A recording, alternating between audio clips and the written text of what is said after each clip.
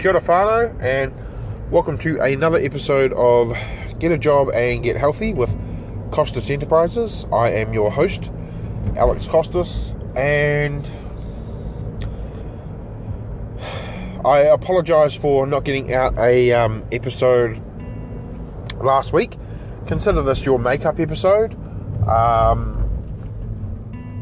am currently driving as well, so please excuse me for that. And yes, comments, I know, don't do it, yada, yada, yada. But I kind of want to address something in my life that has shaped me and changed me, and it's in some things I'm a bit shameful, and other things the experiences that I've gone through in my life have shaped me to the man that I am, but also the man that I was. So today is about looking at that stuff. Today marks 20 years since I lost my father. I know I talk sometimes about my life and all the things that I've done. I never really touched on this. And honestly, I wasn't even going to do an episode on it. I was going to let it just be. But you guys are my whānau, you are my family. So I want to share with you my feelings, and also, truth that I'm not always Mr. Happy-Go-Lucky. Specifically at this time of the year, on this day and the days before and usually after, I am a bit of a wreck. I am a bit of a mess. I'm depressed, I'm angry, I'm guilty, I have all of the feels, basically. So I thought I'd better just share it with you. I don't know if this episode is going to go long. As you guys know, I don't edit my podcasts, so you'll hear a lot of ums. Literally, just heard one. But during that time, I just want to let you know that what not to do and what you should do, especially when you lose a parent or a loved one. Now, in my life, I have lost a few people that are close to me, family members, friends, to various things, be it sickness, disease. Nothing really prepares you for losing a parent, especially in your younger years. I was thinking about this today, which is what sparked me thinking about doing this podcast episode. Was there were 3 years in and those close to me that went to school with me know this. In 3 years, I lost my grandmother, we had a fire, and I also lost my father. And it was 99, 2000, and 2001. So, in 1999, I lost my grandmother, who I was very close with. I saw her be the happy, bubbly person turn into someone that has dealt with dementia. And, going from the point where, for those that don't know, I look a lot like my father. I sound a lot like my father. And she would start speaking Romanian to me, because she was Romanian and I'm part Romanian Greek. And she would start speaking in Romanian and thinking I was Dad or George. She would go, Giorgio. And she would say something and I couldn't understand it. So I had to remind her, grab her hand and go, Grandma, it's Alex. Oh. And it was heartbreaking to see her go from this bubbly, loving woman to someone that needed to be put into a home because she became a liability to herself and everyone around her. And when I say a liability, I don't mean that in a bad way. I mean, like, she needed 24-hour care. And as I talk, I'm literally driving past the place where we scattered her ashes. which is also the same place where my father's ashes were scattered, and one day I will be scattered here as well. Then in 2000, we had a fire, and if that wasn't enough of going through grandma and then having to deal with the fire stuff, I basically was 18 or 17 at that time, and I was tasked with, because my father and my mother were both sick at the time because of things like the smoke inhalation that spread through the house and went into their lungs and also my lungs. I was the person that had to sort of step up, be a bit more of an adult. And that's where it all started. That's when I had to grow up. No longer was I able to play my fun times. I had to be a man of a house, which I didn't know whether the house was glued down or tacked down on the carpets. An example of this was literally the night at 2 a.m. So on Queen's birthday weekend back in 2000, we had the fire. It was an electrical fire. It started by a plug boy, which is, for those that don't know, it is a multi-box, the one with the 4 plugs in it, which has a cut-off switch, and the cut-off switch never worked. So that ignited the flame. We lost a lot of our possessions. The whole house wasn't burnt down, but it was to the point where, because the doors were open, there was water damage from the fire hose, there was smoke damage. We had to basically vacate the house for about 6 to 8 months, and that in itself was a process. But on the night of it happening, it happened at midnight. We got out and called the fire brigade.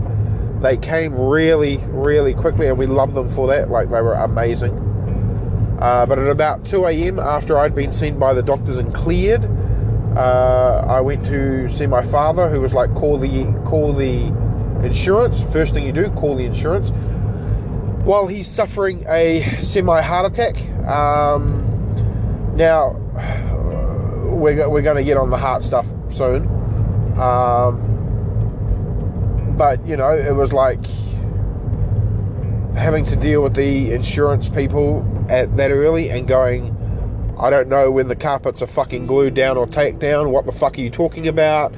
There was a lot of swearing for a guy that was young, and this is standing at the steps of the hospital while my mother and my father are both being treated for smoke inhalation and a semi-heart attack. So, as you can imagine, it was traumatic. Also having to go through our worldly possessions and things like photos, baby photos of me, wedding photos of mum and dad, up in smoke, never to be returned again. Worldly possessions that we had, gone. It was a hard time. Plus dealing with the grandma's death, like not even a year at that time. Then we managed to deal with it. The house got rebuilt for the parts that needed to. We had insurance, which was what I was talking about, so that was good. Then the next year, my father dies. Heart attack. 1 of 11. He'd had 11 heart attacks in his life. My grandfather had 14. So as you can imagine, heart trouble is something I need to be wary of.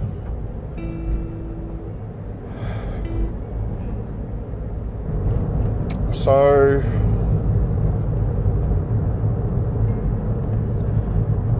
because I'm part Greek, we celebrate name days, which is like your saint and whatever the saint you're named after, their day. So in April, around this time, it is really, really hard for me and my mum. The 23rd was St. George, which was Dad's name day.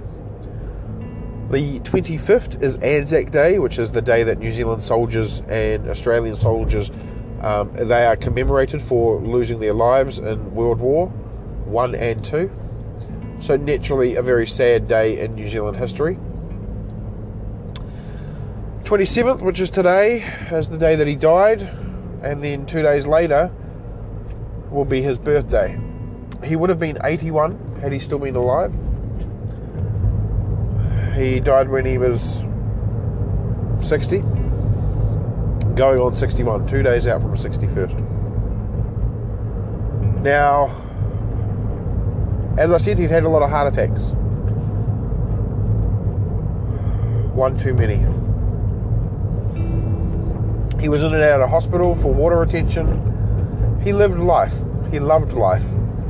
But he also loved the bad things in life, the food. He spent years smoking cigars and stuff like that. So it's not really that much of a surprise for the heart attacks and stuff. But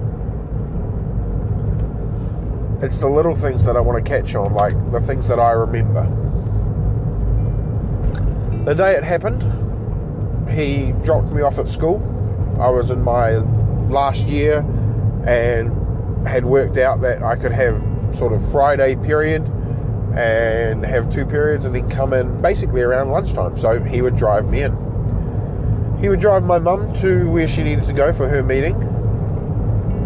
And then he was like, okay, I'll see you guys at home. And we were like, okay.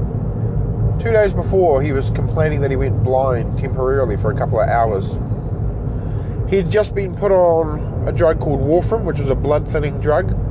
And they had so many doses and changes of doses that he had to go into hospital a week before for water retention. But the day it happened, he was so happy. And we still wonder to this day if he knew that it was today. And we wonder this because of the things that happened. Like, Dad used to have a briefcase, and in this briefcase was always his cell phone. No matter where he was, he would always take his cell phone in case something happened. Now, my father was not the biggest exerciser, neither was I, never have been. But he decided to go for a walk around the park. And we have a park that we live near.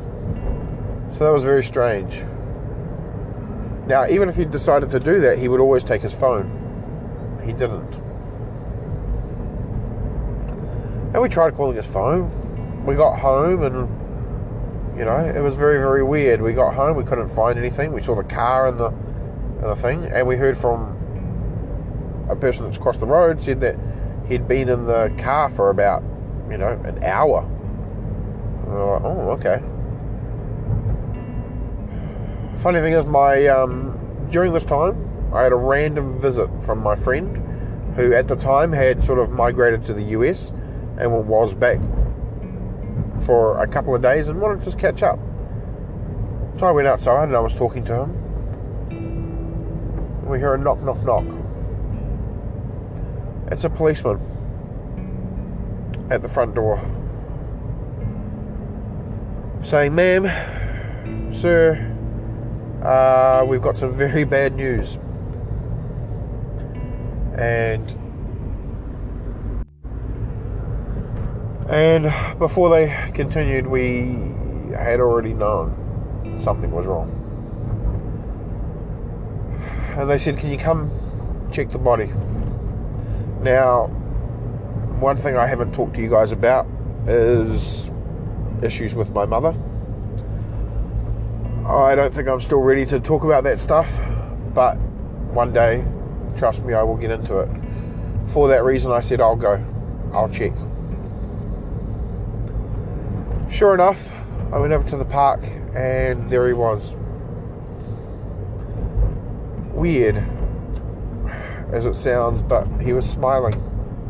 I don't know if the policeman did that so it wouldn't be so hard. And then Mum came over as well and we just broke down. And understandable.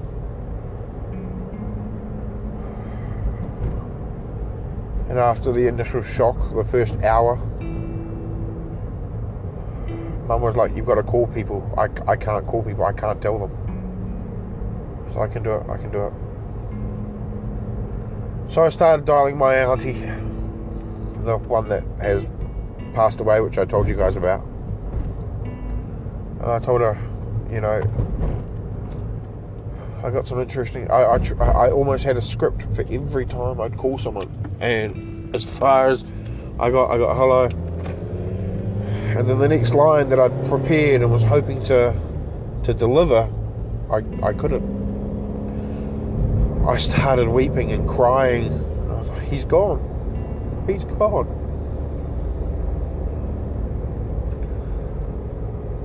I called all of the people that we needed to on Mum's side. I called her dad's sister. I called Mum's brother. I called all these people before I even called my friends. My friend I called to first, I just broke up. Each time I made a call, each time I could not control, which is understandable. It had just happened. It was the day my father died.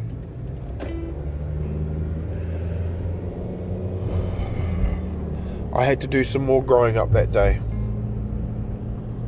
And because of that,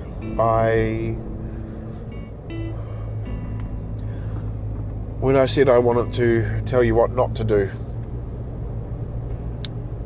please, if you have any of these feelings, if you have any doubt, any grief, deal with it then. See, what I did was wrong. I pushed it aside. One of the things I will always feel guilt for is for not taking the time to grieve. I was given the time by everyone.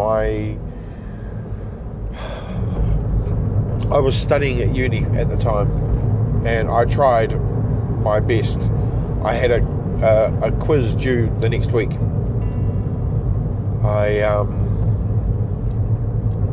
They were like, and on the Wednesday we had the funeral.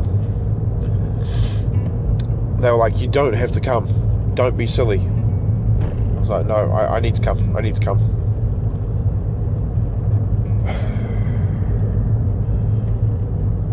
I did the quiz. I was a wreck. I then took them on their offer and didn't actually go back to uni for a month. Didn't help. I still dropped out. I lost all focus, but I still didn't grieve. See, my mother was grieving so much that I felt that I had to be the man. Dad had passed away, and someone had to step up. So this next part I'm going to tell you is the weirdest part for a lot of people when I tell them. I've cried up until a couple of years ago when I started seeing a counsellor. I'd cried 3 times for Dad. The first was the day it happened. The second was the day of the funeral. And the third was, and it's going to be really random, about 6 weeks later. And you might be saying, well, why 6 weeks later? What's the significance? There was no significance. I basically had gone to a party, my first party since. Just my friends tried to get me out. I was stuck in and I was going crazy and I was not doing well. And I was talking to this random girl and I was telling her like, oh yeah, my father passed away. And she goes, when? And I said, about 6 weeks ago. She's like, have you cried? And I was like, no, not really. And that's when I realised, with the look on her face going, that's really weird, without her saying it. And I remember it was sort of like a house party, and I was next to this tree, and I was just looking up at the stars, and I just started crying. I didn't feel grief. I felt guilt. I was crying because I felt like I hadn't grieved him enough. I hadn't grieved him the way that a normal person would grieve. And it was really, really weird. And I still feel shame and guilt for that period now. And it's something that I think I always will feel, no matter how much I work on myself. But the reason why I thought I wanted to tell you guys about this stuff today was because I've been dealing with some other stuff. Now, as I said, during my time, my mother has also issues that she deals with. And at that time,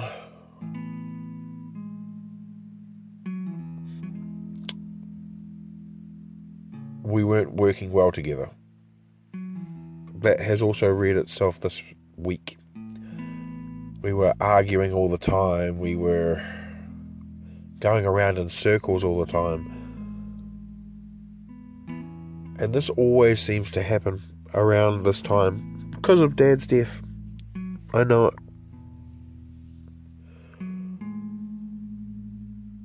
But it hit really hard. Most years it hits hard, but not as hard as it did this year. This year was 20 years. And I decided to work from home today because I literally woke up in tears. I realise now I do shed some tears. The counsellor has taught me that it's okay to cry. It's okay to let emotions out. One thing I never used to do was let emotions out. Now, I've talked before about my psychotherapist and how amazing she was.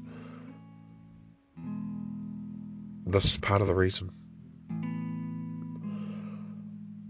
But I feel that because of the guilt that I had from not grieving him, now I feel it even more each year, how much I miss him. And I dwell on the fact that he's never going to be there to see me and my partner get married. He's never going to be there to see our first child, let alone buying a first house. He was never there for seeing me go to university. You know, it's like, it's the little things. He wasn't there for my 21st. Now, over in New Zealand, 21st is like a rite of passage for a man. It is for a woman as well. So, to not have him there was hard. But each year, it got a little bit easier to deal with. But with 20 years, it hit hard today. And I cried. So I worked from home, but I went in and spent some time with my mother, despite us having arguments and all that sort of stuff days before. I wanted to be with her because I knew what this was going to mean for her, almost as much as it means for me. So we met up. But on the way there, I have a tradition since Dad passed, is on this day I always wear black. Now, I know most people will be like, well, I always wear black on a Remembrance Day as well. And there's a reason for that. But I also play the Johnny Cash Man in Black song. Johnny Cash was one of Dad's favourite artists. He loved country music. And just hearing Johnny singing and thinking about my father and wearing all black, let's just say I shouldn't have been doing it while I was driving. I was literally driving with tears in my eyes on my way to go see my mother, to try and be the man again, try to console and be there for her. And my partner has been amazing. She has been there for me when I always spend the time for everybody else. I never spend the time for me. She was there for me and has been there for me the last couple of days. And honestly, I love her more than I can ever quantify. I know she probably won't listen to this podcast, as well as my friends probably won't listen to this podcast, but for those that have been around me during this time, I know how I get. I am usually a pretty happy guy. I'm usually pretty cordial, but during this time of the year, specifically this day, I'm an asshole. I'm angry, I'm sad, I'm depressed, I'm short with my answers, I'm just generally not very nice to be around. But my friends and my family have been there around me. They have helped me through these times. And while it may not take me very long to get through it, it might be over by tomorrow, it could be over in 2 days. The pain will always be there. The grief will always be there. All I ask for you is, if you are also dealing with grief or been through grief, it's okay to cry. It's okay to grieve. It's okay to put yourself first, to let yourself grieve. Take it from someone that didn't do it. If I had to go through it again, I know I'd be a wreck. But this time I would be a wreck without shame, without guilt.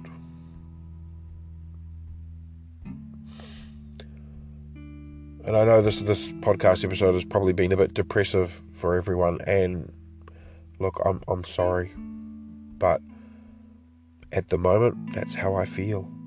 I feel down, I feel depressed, I feel angry, I feel grief, I feel sad. And for someone that used to hold all his emotions in, to talk about this stuff, let alone feel it,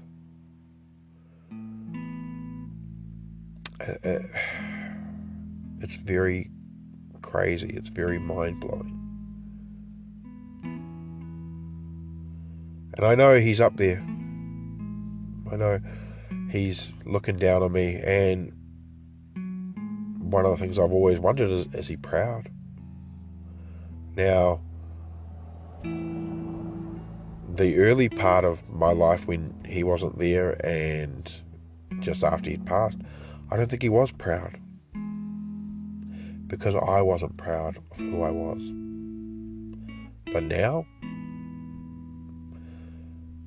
I think he'd be really proud of me for pushing through what I'm doing, for dealing with what I'm dealing with,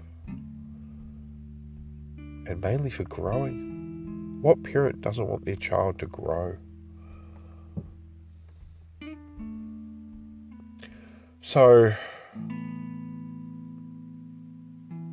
if you need someone, if you're going through something and you need to talk, hit me up. doncostas@gmail.com, DONCOSTAS@gmail.com. I might be able to help. Or if I can't, I can give you ideas of where you might be able to go. We'll talk about the Redbubble stuff and all that sort of stuff on Thursday. I hope to have another episode out. This is